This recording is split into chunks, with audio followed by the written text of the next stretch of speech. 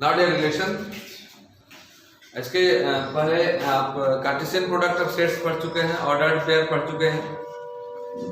Cartesian product of sets जिनको knowledge नहीं होगा थोड़ा सा देख लीजिए आप। सपोज कि ए के पास दो एलिमेंट हैं, अमन और बहादुर। और सुनिएगा, ए के पास दो एलिमेंट हैं, दो सदस्य हैं, जिसका नाम है अमन और बहादुर। बी एक दूसरा सेट है जिसके पास सेट हैं मोहन एंड कालू। आपस में लोग संबंध कितने तरह से बना सकते हैं, उसके लिए हम लोग ए क्रॉस बी निकालते हैं। गौर से देखेंगे आप, ए क्रॉस बी। एक एलिमेंट लिखते हैं जो आप पढ़ चुके हैं, जो अभी तक वो बता रहे हैं हम आपको। ये मतलब बहुत इजी चैप्टर है, लेकिन अब ट्रिगोनोमेट्री और कैलकुलस जैसा क्वेश्चन बनाने वाला नहीं होता है ये। इसमें कॉन्सेप्ट पर आधारित, कॉन्सेप्ट से आपको समझना है, आपको सोचना है। बस में आ रहा है। जब भी आप कार्टेशियन प्रोडक्ट निकालते हैं तो होता है ए एम, लिखते हैं आप। अब ए और एम, जैसे हम और आप दोनों मिलकर एक, देखिए क्लासरूम में बंद हो गए, मतलब कि हमारे और आपके बीच में संबंध है। हमारा संबंध आपसे भी है, हमारा संबंध इनसे भी है, हमारा संबंध इनसे भी है, हमारा संबंध सभी लोगों से है, जितने भी लोग बैठे हुए हैं। हमारा संबंध क्या है, तो सबसे है। ऐसे जनरली किसको पढ़ते हैं, ए एम। पहले पूरा निकालने दीजिए हमको। ए एम, ए के, बी एम और बी के। यहां तक तो समझते थे आप ये कार्टेशियन प्रोडक्ट है। जैसे आप कैलकुलस जब पढ़े होंगे तो जब dy बाई dx निकालते होंगे तो वहां तक आप समझते होंगे कि वह सिर्फ डिफरेंशिएशन है। लेकिन जब ही एप्लीकेशन और डेरिवेटिव में गए होंगे तो हर एक चैप्टर में dy बाई dx का इस्तेमाल हुआ होगा और अलग अलग रूपों में उसका आप इस्तेमाल किए होंगे। नहीं किए थे? जब पहला चैप्टर में गए तो dy बाई dx है रेट मेजर, मतलब वहां dy बाई dx का मतलब रेट मेजर होता था। उसके बाद चैप्टर में गए तो dy by dx increasing decreasing में भी आपने इस्तेमाल किया कि अगर dy बाई dx का मान लेस देन 0 हो तो फंक्शन डिक्रीजिंग होगा और ग्रेटर देन 0 है तो इंक्रीजिंग होगा।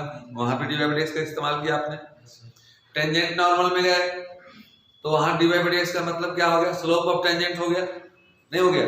तो मेरे कहने का मतलब, और जिस प्रकार से वहां dy बाई dx का अलग अलग मीनिंग था, अलग अलग उपयोग था, अब यहाँ ए क्रॉस बी में क्या हो रहा है जरा गौर से देखेंगे।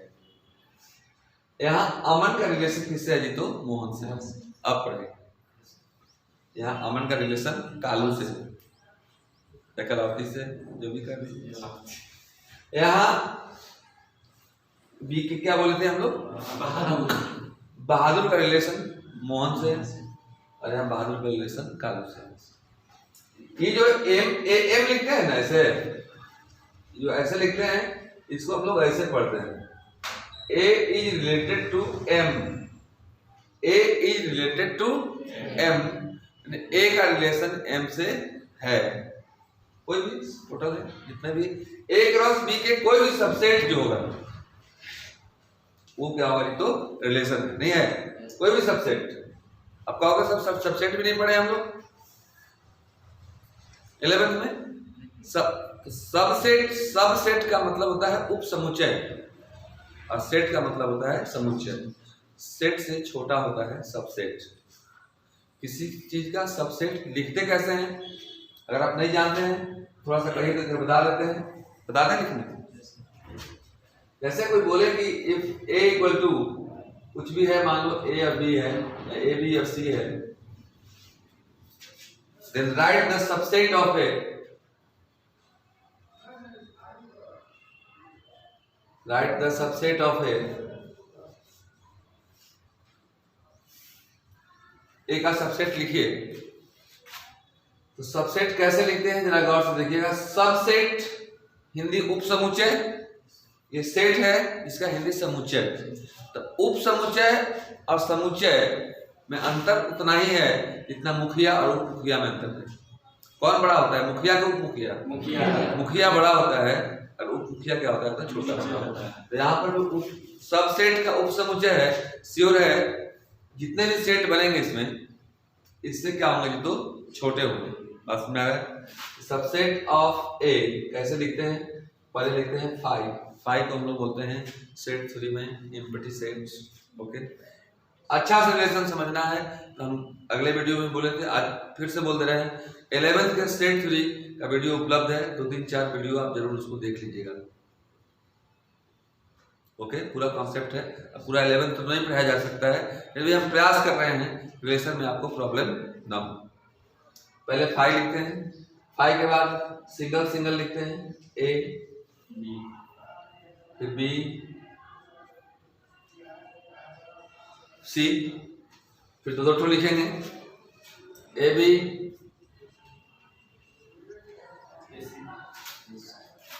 फिर ए C B C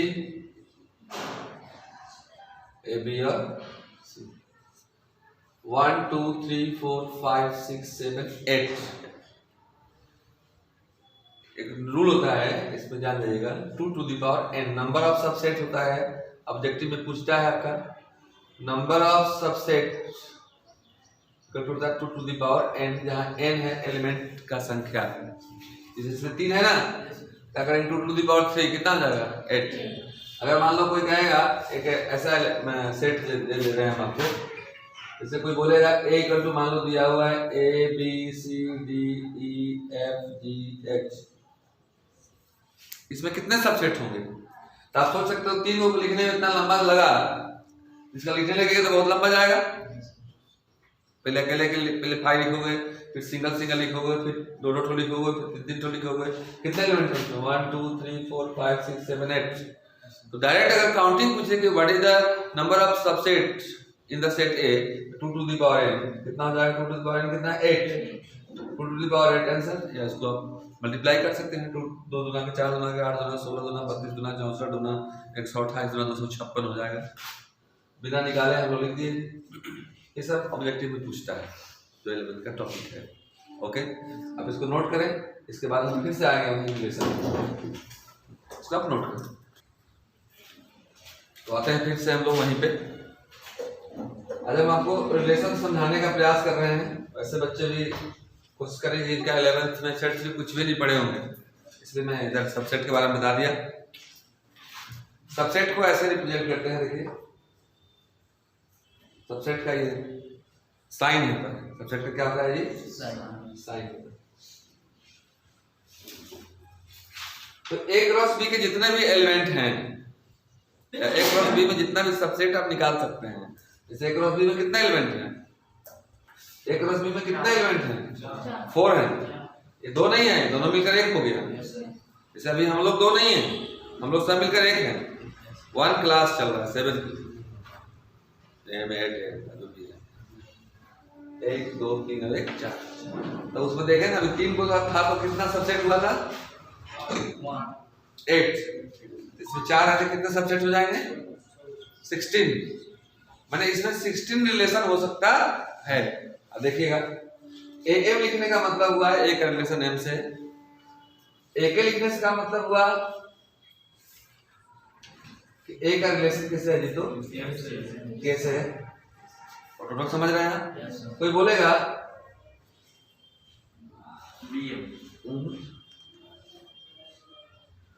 B R L, सही है? उसको कैसे पढ़ेंगे? बी का रिलेशन एल से है। यहाँ पर बी का नाम क्या था? बहादुर का रिलेशन जो है लीलावती से है कहीं लीलावती। इसको काट दे, क्या लिख देंगे? इसको पढ़ेंगे कि ए इज रिलेटेड टू एम। इसको पढ़ना होगा तो पढ़ेंगे ए इज रिलेटेड टू मोहन से। इसको पढ़ेंगे ए इज रिलेटेड टू के। जब काट देंगे तो लिखेंगे कि B is not related to L. Okay, अभी 11th का जो रिलेशन है उसका बेस दे देते हैं आपको। इसको लोग पढ़ेंगे B is not related to L.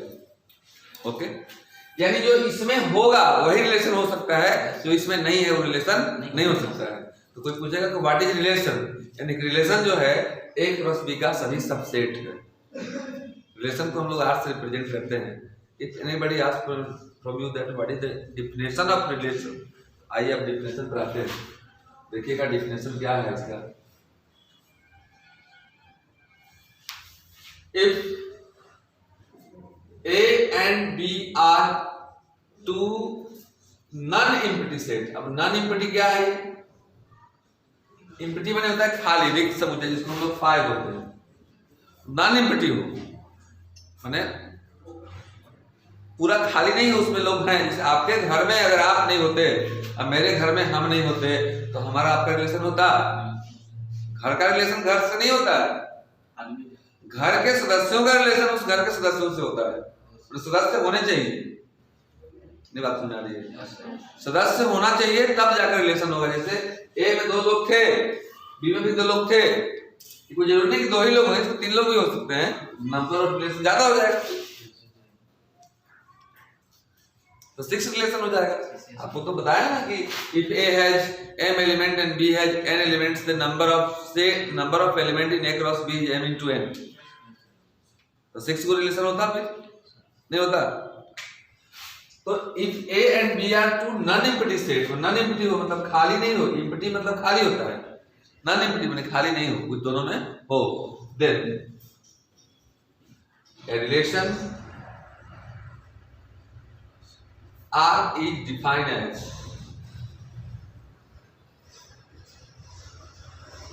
R is subset of A cross B। तो A क्रॉस B के किसी भी सबसेट को हम लोग क्या बोलेंगे? तो रिलेशन बोलेंगे। क्या बोलेंगे? रिलेशन बोलेंगे। अब रिलेशन के बहुत प्रकार होते हैं। जैसे हम लोगों में रिलेशन के प्रकार होते हैं, माँ भगना का रिलेशन, भाई भाई का रिलेशन, क्लासमेट का रिलेशन, टीचर स्टूडेंट का रिलेशन, बहुत तरह के रिलेशन है। तो यहाँ पर भी रिलेशन के बहुत सारे टाइप्स होते हैं। आइए हम उसको डिस्कस करते हैं, types of relation. Nowadays relation कितने प्रकार के होते हैं देखते हैं हम लोग। जैसे एक हमारा आपके साथ है, आपका मेरे साथ है, अलग होता है। तो बताइए, एक स्टूडेंट सुबह सुबह उठता है, उठ करके देखता है नाली में जो कुत्ते हैं उसको दौड़ाना शुरू करता है। दौड़ाते दौड़ाते दूसरे मोहल्ला में जाता है, उधर से आता है, बगल वाले के साथ लड़ाई करता है, लड़ाई करके निकलता है उधर, 10 को जलेबी मारता है, जलेबी मार के आता है, थोड़ा सा सिगरेट पीता है, उसके बाद ब्रश करना शुरू करता है। बताइए वो लड़का अपने आप के साथ रिलेशन अच्छा है? जब अपने आप के लिए वो सही नहीं कर सकता है, जब अपने आप के साथ संबंध आपका अच्छा नहीं है, आप दूसरे के साथ संबंध अच्छा बना सकते हैं? बना सकते हैं। तो जो अपने आप के साथ रिलेशन होता है उसको हम लोग बोलते हैं रिफ्लेक्सिव रिलेशन। क्या बोलते हैं जी? अपने आप के साथ जो रिलेशन होता है, जो अपने आप के लिए आप करते हैं, तो हम लोग बोल सकते हैं उस लड़के को मैथ की भाषा में कि उसका रिफ्लेक्सिव रिलेशन ही सही नहीं है, तो बाकी रिलेशन क्या बनाएगा? यानी कि पहला रिलेशन जो है रिफ्लेक्सिव रिलेशन,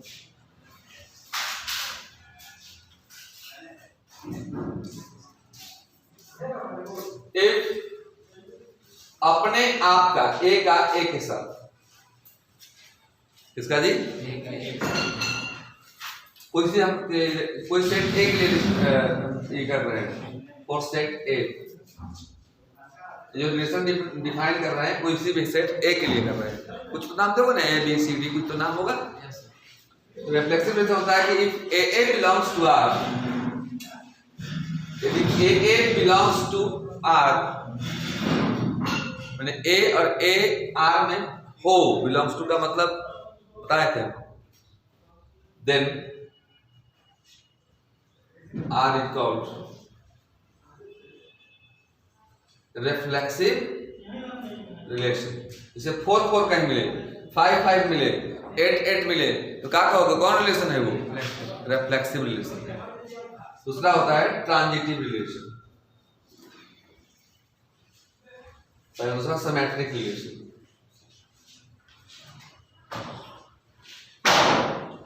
देखिएगा सिमेट्रिक रिलेशन क्या होता है।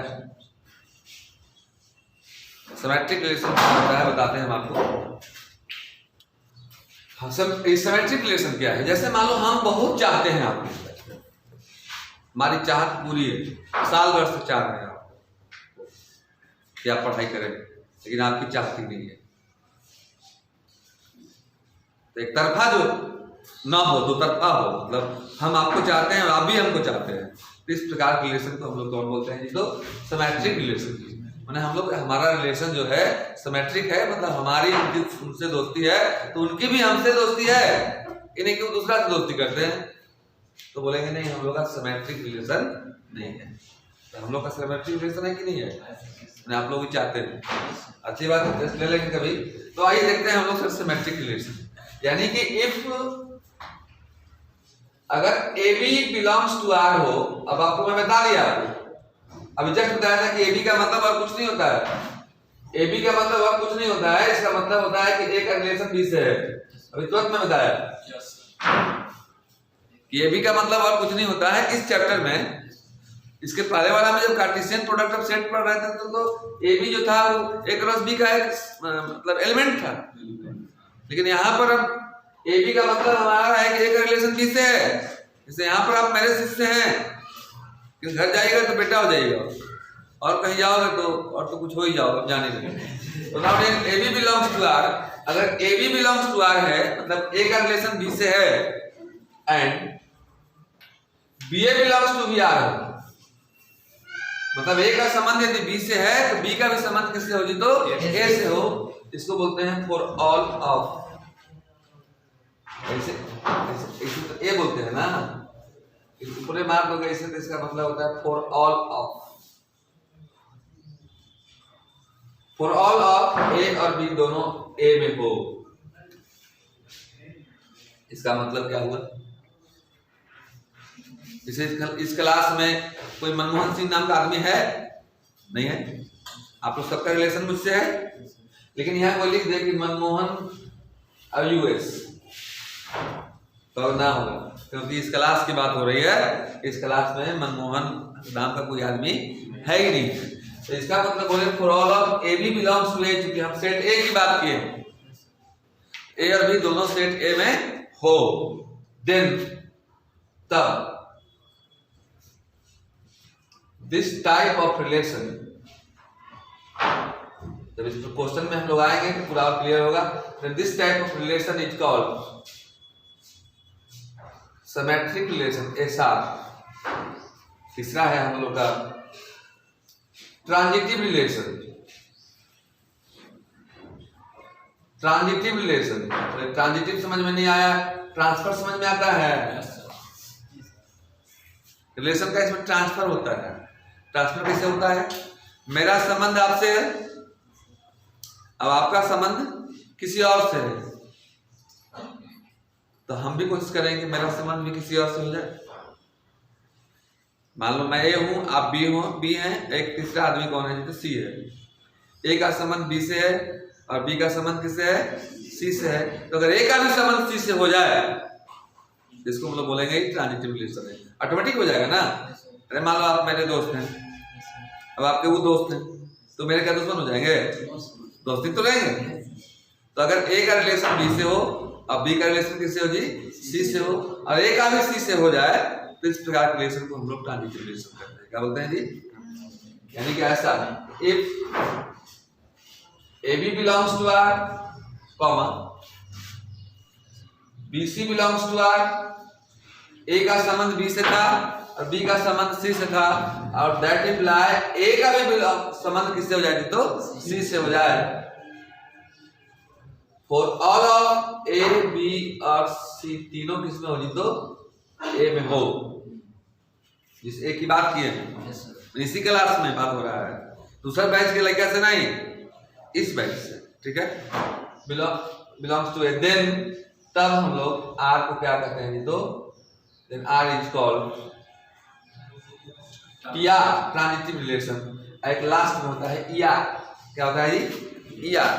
ER हम लोग ऐसे नहीं बोलते हैं कि मेरा यार है। अब यार का मतलब बता रहे हैं क्या है यार। ER हमारा मैथमेटिकल वर्ड है, क्या ये यार कौन वर्ड है? मैथमेटिकल वर्ड, शॉर्ट में यार बोलते हैं। इसका पूरा नाम होता है इक्विवेलेंस रिलेशन। उसको बोलते हैं हम लोग इक्विवेलेंस रिलेशन, समतुल्य संबंध। अब ये यार क्या है? वैसा संबंध जिसमें सब संबंध हो। यार के साथ कुछ कर सकते हैं, हमारी आपकी यारी हो गई, घूम भी सकते हैं, कभी कभी लड़ाई झगड़ा भी हो जाता है यार में, थोड़ा प्रेम मोहब्बत की बात भी हो जाती है यार में, नहीं होती है क्या? तो a relation R is said to be equivalence if and only if this is reflexive, symmetric and transitive।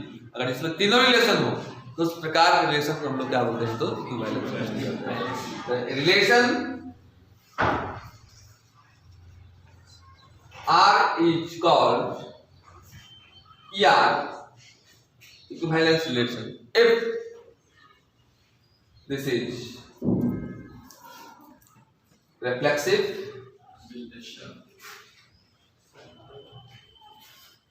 symmetric and transitive relation। माने उसको इक्विवेलेंस रिलेशन तभी कहेंगे जब क्वेश्चन में प्रूव करने के लिए हम लोग बोलेगा सिद्ध कीजिए कि ये यार है, ये भी प्रूव करना होगा, ये भी प्रूव करना होगा, ये भी प्रूव करना होगा। तीनों जब प्रूव कर दोगे तब बोलेंगे कि हाँ दिस इज इक्विवेलेंस रिलेशन इसमें है। बात में आ रही है? तो हमारे आपके बीच हमेशा इक्विवेलेंस रिलेशन बना रहे। आप अपने आप के लिए भी अच्छा करें, हम अपने आप के लिए अच्छा करें। हम चाहें तो आप भी चाहें, और हम यदि आप मेरे हैं, आपके कोई और हैं, तो मेरे भी बन के रहें। आप कुछ कहें? Thank you sir. This is relation and after that we start exercise कि कैसा इसका क्वेश्चन पूछता है। आप मेरे साथ बने रहें। थैंक्स।